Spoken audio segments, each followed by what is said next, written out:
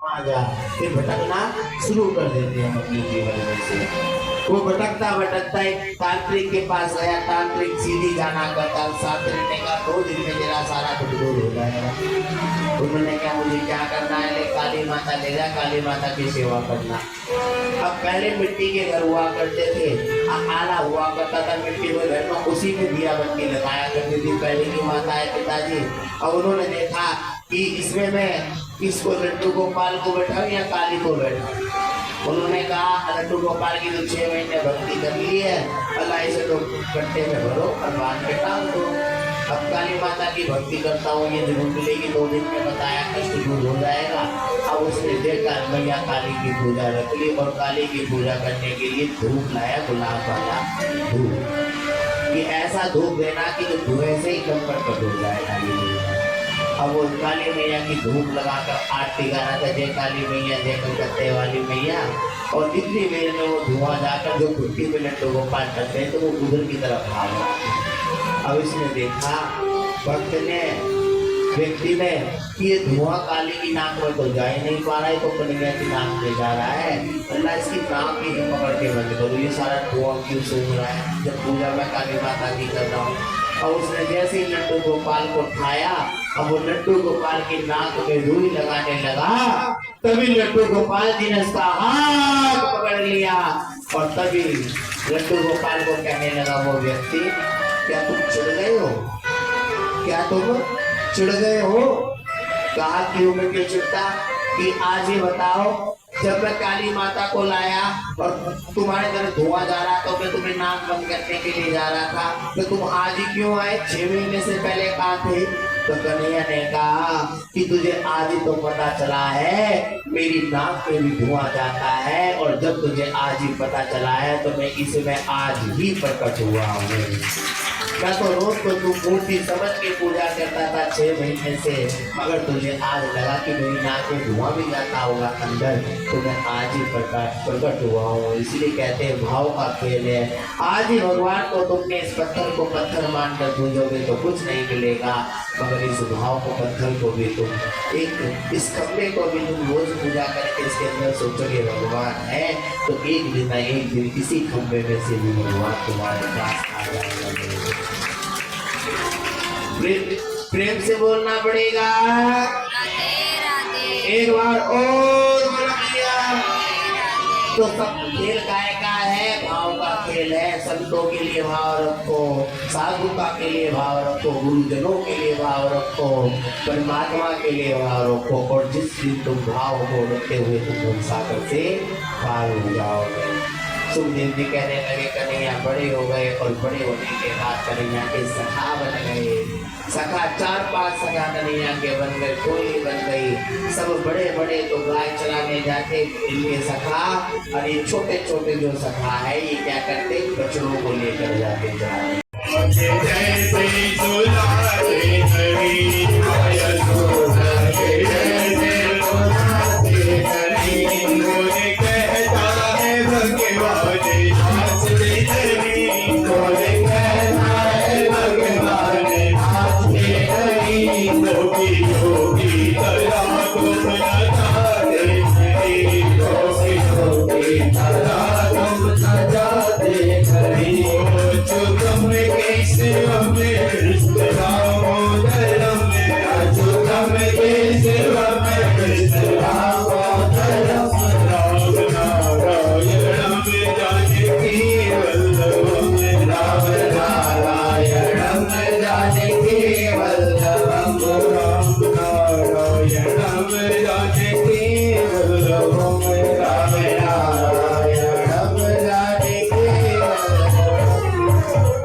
प्रेम से बोलना पड़ेगा। बातें तो वो तो कम हो जाए। मैया को पसीना आने लगा, मैया रोने लगी, मैया के अश्वन गिरने लगे। मैया के जैसे अश्वन गिरने लगे, कन्हैया देखकर मैया से कहने लगा माँ तू आज इतनी गुस्से में क्यों है? माँ तू गुस्से में नहीं अच्छी लगती है। माँ ने कहा एक बार बता, तेरे घर में कौन लाख गाय है लाला, और तू फिर भी फंक्शन चोरी करके लोगों के घर जाता है। तूने अपना नाम चोर डलवा दिया लोगों से, लोग तुझे चोर कहने लगे। अब मुझे कितनी गंदा लगता है भैया, और दुनिया को कस के पकड़ रही है। तो आज कन्हैया ने कहा भैया, मुझे सब बाहर कहती है ना, तू मेरी असली मैया नहीं है, इसलिए तू मुझे इतनी तेज बांध रही है। भैया और रोने लगी, कन्हैया तू क्या कह रहा है? आज मैं तेरी झूठी बातों में नहीं आऊंगी, आज मैं तुझे छोड़ूंगी नहीं, आज मैं तुझे बांध कर ही छोड़ूंगी, आज मैं जीना दिखा। और मैया ने मुख मोड़ लिया है कन्हैया से, आज ऐसे कर लिया है, तो ऐसे बांध रही है कि तेरी तरफ देखूंगी ना तेरी बातों में फिर से आ जाऊंगी, मगर तेरी बातों में नहीं आना चाहती। मगर कन्हैया कमर लगा लो, कमर लगाओ, कुर्सी गिलाना, कमर लगा लो, मैंने कमर लगा रखी। और दो उंगल रस्सी कम रह रही मैया कहने लगी, हे कन्हैया, हे लल्ला तो क्या जादू कर रहा है, कोई जादूगर है क्या? मैया से कहा, मैया आज तो ये दो उंगल रस्सी कम है तो क्यों कहो, ये सोच विचार करना। भैया सोच विचार कर। भैया ने क्या क्या सोचू क्या विचार करो, बता क्यों कम है दो उंगल? कहा भैया आज ये दो उंगल रस्सी कम नहीं है, आज तेरा दो उंगल प्यार कम आ रहा है। कह रहे कैसे लगी? एक तो तेरी ममता इसमें बांधते हुए नहीं हो, और दूसरा तेरा प्रेम नहीं है। ये दो उंगल पूरे होने के लिए अपनी ममता दिखा और अपना प्रेम दिखा। और जैसे मैया ने प्रेम से कन्हैया को बांध दिया और ममता दिखा करके बन जा, तो कन्हैया ने कहा भैया मैं किसी की डोर से नहीं बनता हूँ, अगर किसी की प्रेम की डोर से जो मुझे बांध ले तो मैं उसके घर से कभी जाता नहीं। आज मैया ने बांधा कन्हैया को, बांधने के बाद भैया कन्हैया को जैसे ही बांध कर चली गई, आधी रात भी हो रही है। कन्हैया कह रहा है कि कैसे बाहर निकलूं। कन्हैया ने क्या करा, इतनी ताकत लगाई कन्हैया ने कि उंगली को फाड़ कर बाहर आ गए।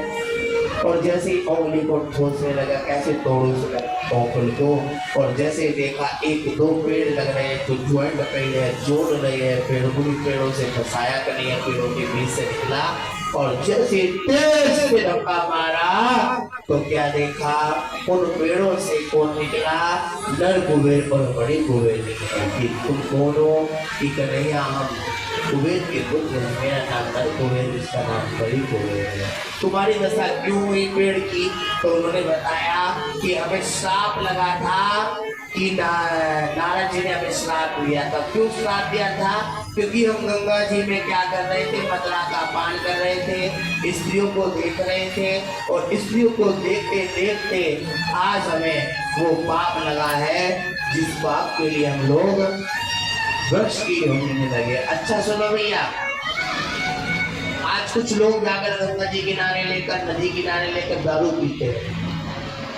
मैंने खुद देखा है अपने आंखों से, हरिद्वार के जैसे जाकर। तो ये बताओ, हम लोगों को पता है कि जो माँ पवित्र गंगा है, और उस गंगा जल से हमारे पूर्वजों की, हमारे पितरों की, हमारे माता पिताओं की, दादा दादियों की अस्थि विसर्जन होकर इन्हें मोक्ष मिलता है। आज उसी गंगा के तट पर लोग लेकर बैठकर दारू आदि चीजें और बोलिए बंसी वाले की। भगवान ने होठों से बंसी लगाई और फिर सुंदर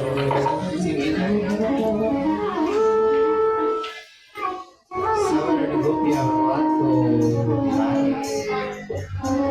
हे प्राणपति, हे जगतपति परमेश्वर, आज तुमने क्या तार छेड़ दिया, आज तो तुमने ऐसा तार अपनी बंसी में छेड़ा कि ऐसा लगता है बस तुम्हारे पास से कोई कहीं जाए ना, सारे वाले कहीं भगवान के पास आकर खड़े हो गए।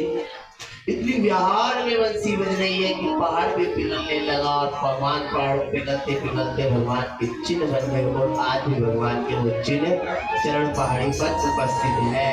आज भी भगवान के पहाड़ भी पिघल गया था, पहाड़ पत्थर भी भगवान की बंसी को सुनकर पिघल गया था। अब देखो भैया ये तो हृदय एक